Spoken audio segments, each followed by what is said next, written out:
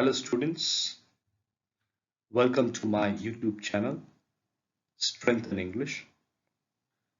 In this session we are going to learn the short summary of To Build a Fire written by Jack London. I understand that you're all preparing for the examination. This summary will be of great help as you're preparing for the examination.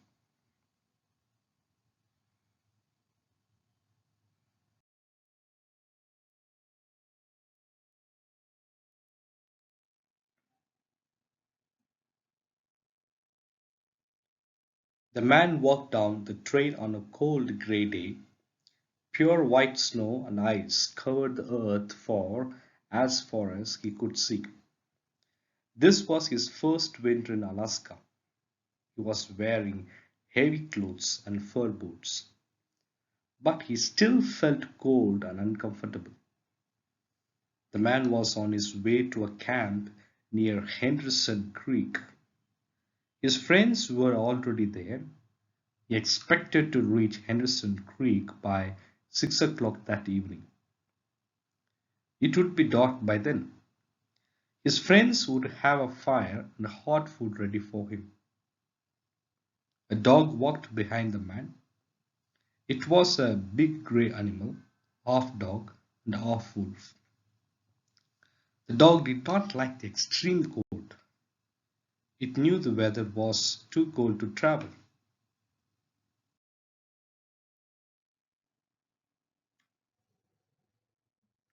The man continued to walk down the trail.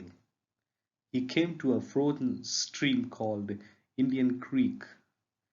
He began to walk on the snow-covered ice.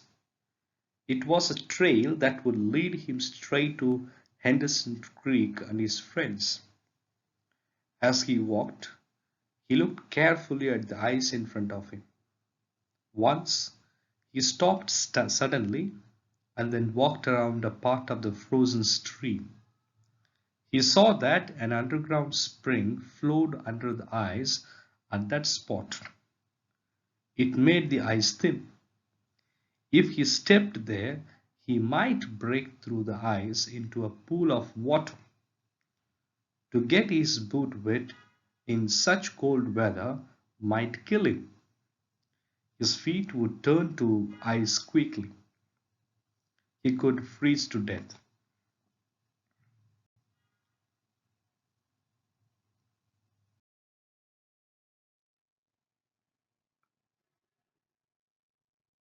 At about 12 o'clock, the man decided to stop to eat his lunch.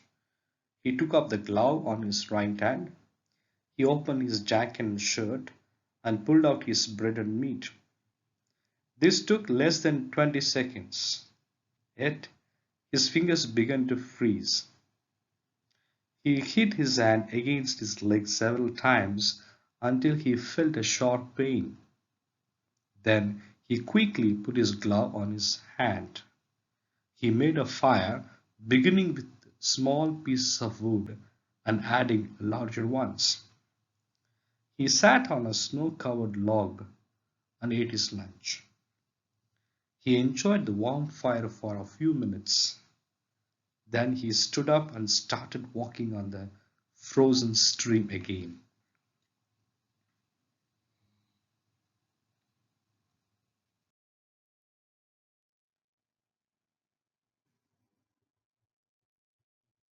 A half hour later, it happened. At a place where the snow seemed very solid, the ice broke. The man's feet sank into the water. It was not deep, but his legs got wet to the knees. The man was angry. The accident would delay his arrival at the camp. He would have to build a fire now to dry his clothes and boots. He walked over to some small trees.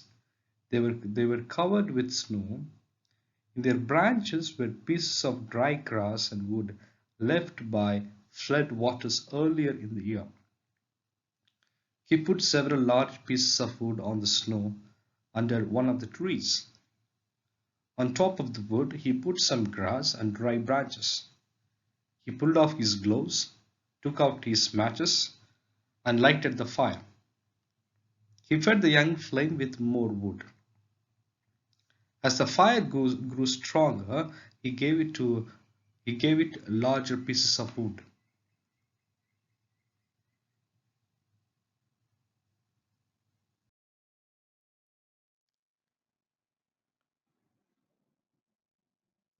He worked slowly and carefully.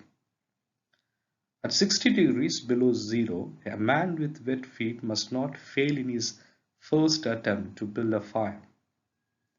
While he was walking, his blood had kept all parts of his body warm.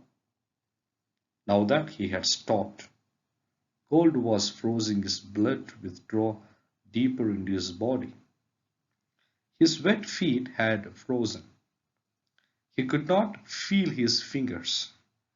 His nose was frozen too. The skin all over his body felt cold. Now, however, his fire was beginning to burn more strongly. He was safe. He sat under the tree and thought of the old men in Fairbanks. The old men had told him that no man should travel alone in the Yukon when the temperature is 60 degrees below zero. Yet here he was. He had had an accident. He was alone. And he had saved himself. He had built a fire.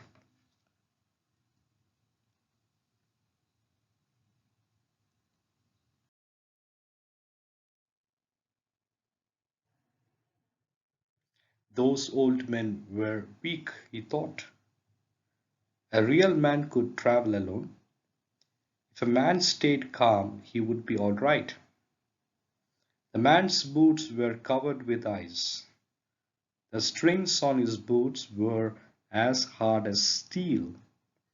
He would have to cut them with his knife. He leaned back against the tree to take out his knife. Suddenly, without warning, a heavy mass of snow dropped down.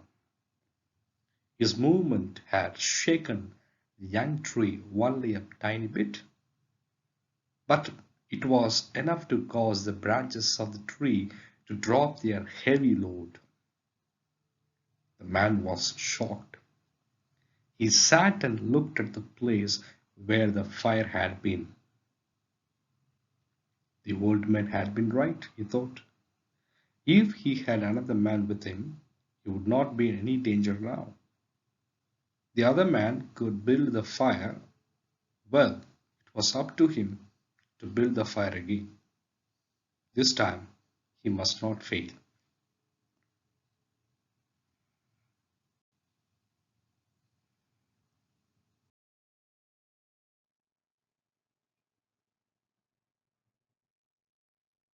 The man collected more wood. He reached into his pocket for the matches, but his fingers were frozen. He could not hold them. He began to hit his hands with all his force against his legs. After a while, feeling came back to his fingers. The man reached again into his pocket for the matches, but the tremendous cold quickly drove the life out of his fingers. All the matches fell onto the snow.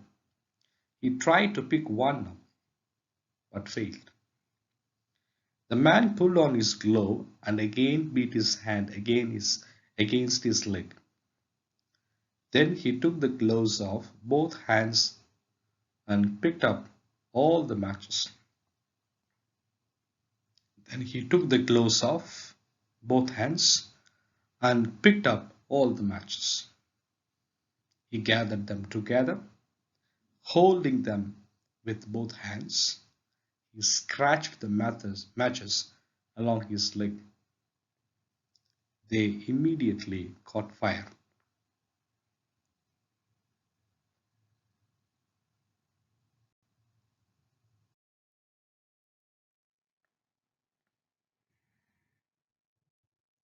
He held the blazing matches to a piece of wood.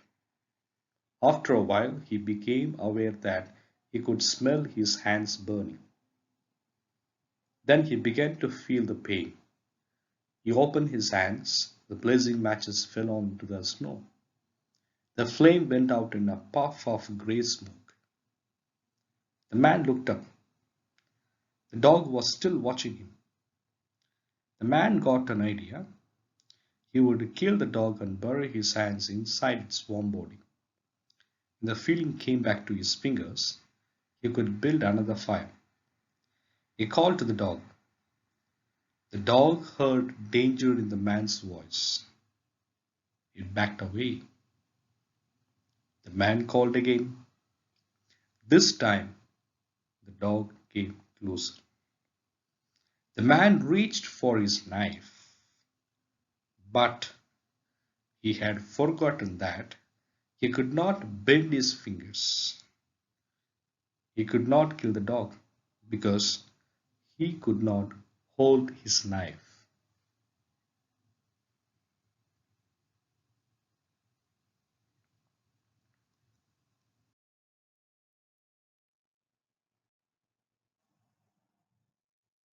The fear of death came over the man. He jumped up and began to run.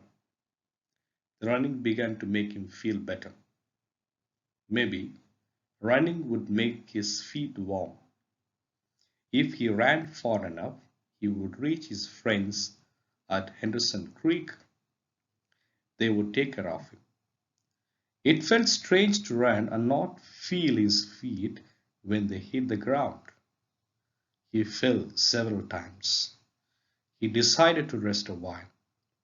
As he lay in the snow, he noticed that he was not shaking. He could not feel his nose or fingers or feet. Yet he was feeling quite warm and comfortable. He realized he was going to die. He realized he was going to die. Well, he decided he might as well take it like a man. There were worse ways to die. There were worse ways to die.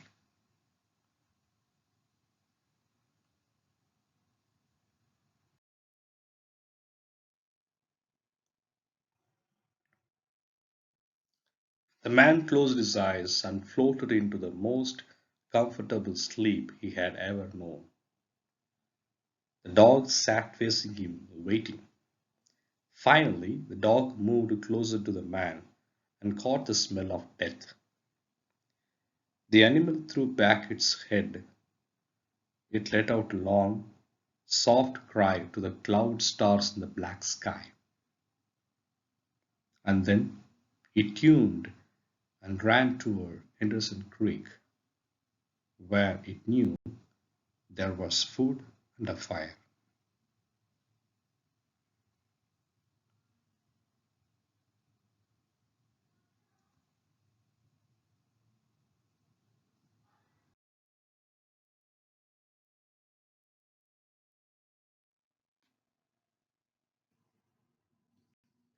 Thank you, dear students. Best wishes for your exams.